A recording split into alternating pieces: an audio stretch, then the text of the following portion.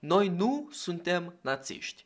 De fapt, avem foarte multe diferențe cu partida nazistă. Acuzatorii noștri au încercat să aducă ideea că partida noastră nu este destul de competentă să poată conduce. Totuși, aceste acuzări nu sunt fondate pe evidență, ci propria neîncredere. Celelalte partide nici măcar nu au idee de un plan. În schimb, partida noastră a pus 3 scopuri la frunte ce vor îmbunătăți mediul școlar. Partidul nostru are diferite scopuri, precum ar fi administrarea activităților intrastudentare pentru amenajarea ideilor considerate nefavorabile, promovarea mândriei pentru școală prin afișarea simbolurilor liceului teoretic Hiperion într-un mod subtil, împuternicirea elevilor care respectă noua administrație și deschiderea a noi oportunități sociale.